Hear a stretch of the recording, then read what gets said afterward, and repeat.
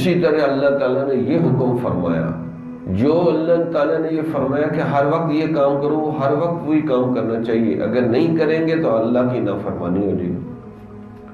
نماز کو 5 دفعہ کہا تو 5 دفعہ پڑھیں، اگر ایک چھوڑیں گے تو نافرمانی ہوگی۔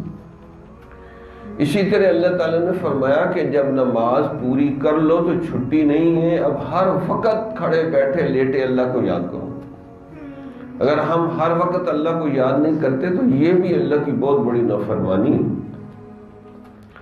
فَإِذَا قَضَيْتُمُ الصَّلَاةَ فَاذْكُرُوا اللَّهَ قِيَامًا وَقُعُودًا وَعَلَى جُنُوبِكُمْ۔ جب تم نماز پوری کر لو تو اب چھٹی نہیں ہے، کھڑے بیٹھے لیٹے ہر وقت اللہ کو یاد کرو۔ تو کیا ہمارا دل ہر وقت اللہ کو یاد کرتا ہے؟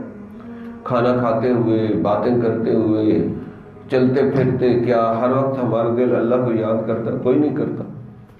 تو یہ اللہ کی نافرمانی نہیں۔ تو اس لیے یہ اللہ سے مانگیں کہ یا اللہ اپنا خوف و خشیت عطا فرما، تاکہ کم از کم ہم تیری نافرمانی سے تو بچ جائیں، تیری ناشکری کرنے سے تو بچ جائیں۔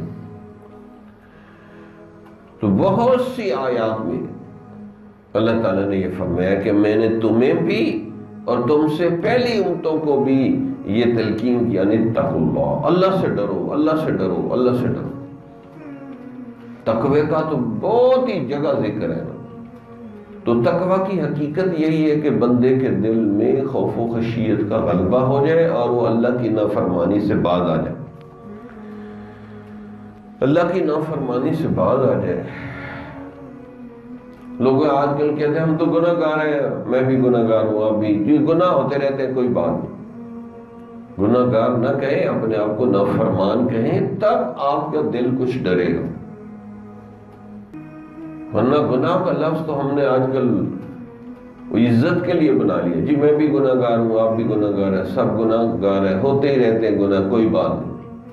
یہ کہنا کہ میں بھی نافرمان ہوں، آپ بھی نافرمان ہیں، کوئی بات نہیں، نافرمانیاں ہوتی رہتی ہیں، میں ماں باپ کا بھی نافرمان ہوں، ہے جی شیخ کا بھی نافرمان ہوں، اور استاد کا بھی نافرمان ہوں، نبی کا بھی نافرمان ہوں، اور اللہ کا بھی نافرمان ہوں، تو پھر آپ کو عقل سمجھ آئے گی کہ میں کیا کہہ رہا ہوں۔ گناہ کی بجائے نافرمانی کہیں، تب دل کو کچھ دھچکا لگے گا۔ تو اس لیے جو رونا نہیں آ رہا نا کہ ہم گناہ کرتے ہیں، نافرمانی کرتے ہیں، پرواہ ہی نہیں کہ کس رب العالمین کی نافرمانی کی، جس نے اپنی شان خود بیان کی۔ فَلِلَّهِ الْحَمْدُ رَبِّ السَّمَاوَاتِ وَرَبِّ الْأَرْضِ رَبِّ الْعَالَمِينَ وَلَهُ الْكِبْرِيَاءُ فِي السَّمَاوَاتِ وَالْأَرْضِ وَهُوَ الْعَزِيزُ الْحَكِيمُ۔ کہ اللہ کی عظمت و کبریائی کو سوچو کہ اللہ کی عظمت و کبریائی کے ڈنکے پوری کائنات میں بج رہے ہیں۔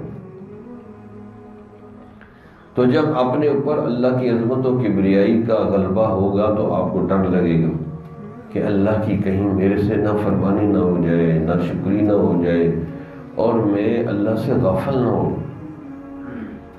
جو مشائخ ہیں نا، ان کی سب سے بڑی نشانی ہوتی ہے وہ ہر وقت فکر مند رہتے ہیں کہ میرا دل اللہ سے غافل نہ ہو جائے، میرے دل میں اللہ اللہ ہونی چاہیے، ہاتھ کار والے دل یار والے۔